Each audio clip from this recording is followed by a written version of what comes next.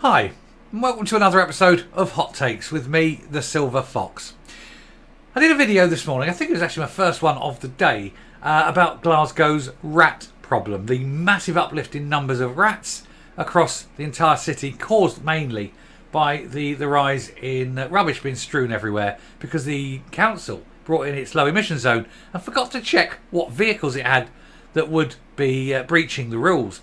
It turns out half their lorries, half their bin lorries can't go in. So you've got this massive problem with rubbish and therefore a massive increase in rats. Well, we're going to follow this up now with, unsurprisingly, another video about rats. I say unsurprising, you've seen the title. And this is about the other rat problem in Glasgow.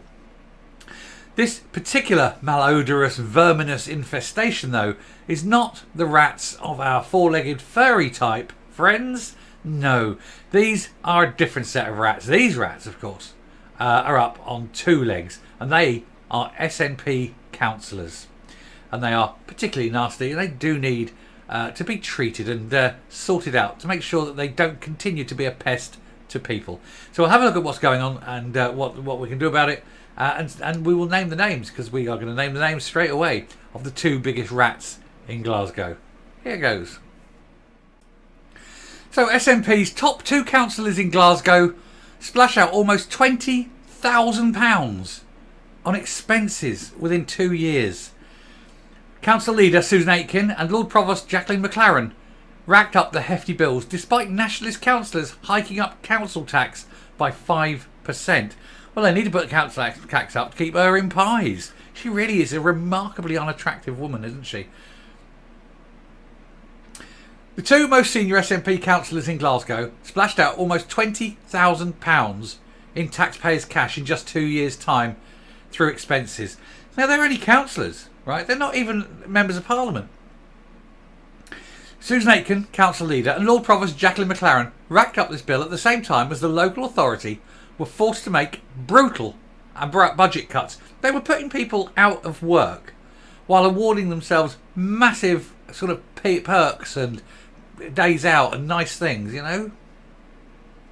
Miss Aitken has been in charge of the city since a triumphant nationalist win in 2016 when they wrested control from the Scottish Labour. However, she's been accused of running the once proud city into the ground as the bins pile up and the rats run wild. Well, these two particular rats have been running wild. Meanwhile, Miss McLaren was appointed as the Lord Provost following the 2022 council elections, where the SNP only just kept hold of the local authority thanks to a deal with the Scottish Greens. She replaced Labour's Philip Bratt, who took over from the scandal-hit Nat Eva Bolander, who racked up a taxpayer-funded £8,000 bill on shoes and had to resign due to this. So they're all at it. The Labour Provost, Lord Provost before, £8,000 on shoes and expenses. What, a shoe fetish? Who the hell does she think she is? Imelda Marcos? Anyway, the Scottish Daily Express can reveal that Miss Aitken built up an expenses bill of £7,867.75p since mid-2021, so 2 years, with this period covering up until the summer of 2023. This included more than £2,000 being spent on air travel and accommodation and £1,000 on rail travel. Where do you need to go anywhere in Glasgow that you need to fly there? It's not that big a city, you know. A good friend of former First Minister Nicola Sturgeon, the council leader, of course she is, they're all in it together, aren't they? The council leader enjoyed a jolly to COP27 in Egypt last November. Why is she, a city councillor, going to something like this, which is a head of state thing? She spent 5 days at a lavish hotel in Sharm el Sheikh, with more than £3,000 being spent on this trip. And she headed to North Africa due to Glasgow hosting COP26. So Glasgow hosts COP26 means that she has to go to COP27 because why? She's not a world leader. She's not there. Why is she doing this? Bill her. However, her expenses were considerably less than the Lord Provost, Miss McLaren, who built up a bill of £11,500 in just over a year after being appointed to the role. This included more than £5,000 splashed out on a council car for her to be taken to events around the region and £2,500 on air travel. You could hire a car for that. I mean, if you're only going out for a few things a year, hire the bloody car. And again, why does she need £2,500 on air travel? Where does she go within that city that she needs to fly. We previously told how her car, the VW Phaeton, was banned from entering Glasgow city centre from the June the 1st because it breaks polluting rules. No, that's not why it's banned. It's banned because it's old. The council have previously said they were looking at selling it. Said they were, and yet strangely haven't. It only takes 20 minutes to put it up on Auto Trader. These hefty expense bills for the two top SNP councillors in the city came as councillors were forced to put through a budget to cover a substantial £49 million black hole. So it's no wonder you got £49 million black hole when these two are helping themselves to £20,000 of that, and you can guarantee all the others are playing the game. Money pissing away left, right and centre. Only the Nationalists and the Greens put forward a number of cuts amid a protest from opposition parties about a lack of funding from the SNP executive.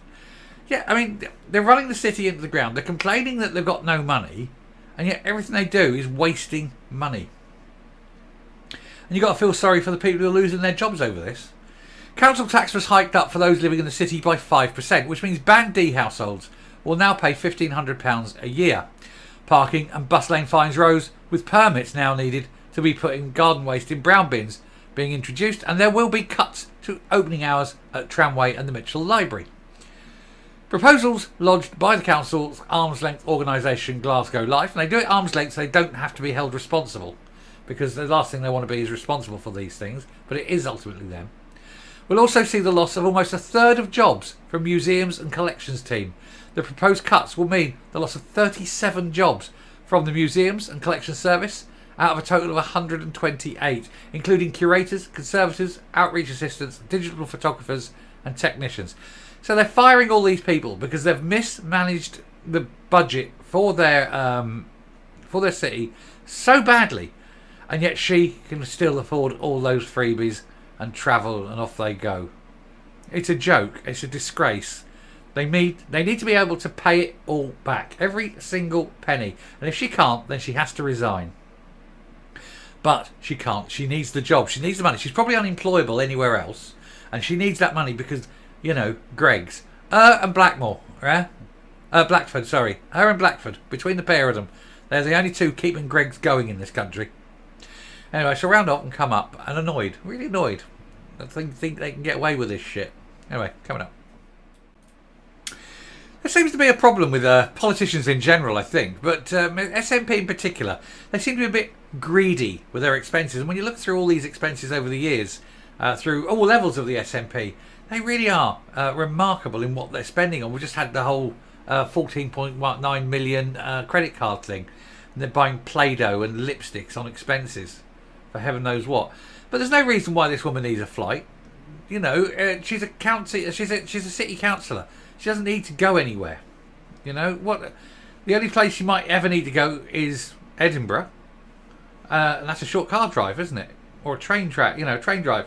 You don't need a flight for it. That's for sure.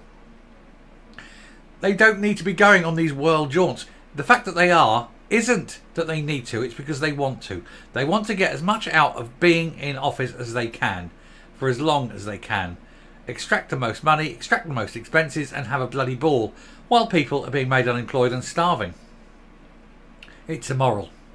Anyway, we all know it's immoral. We all know what they're like. So I'll stop there anyway. Thank you very much for watching. If you like what you're seeing here on the channel, please hit the subscribe button. We are growing, and it'd be nice to grow a little bit more. Just keeps us louder, keeps them honest. And hit a like. And until next time, stay safe, stay well, and don't out-expense people at the cost of other people's jobs. Bye.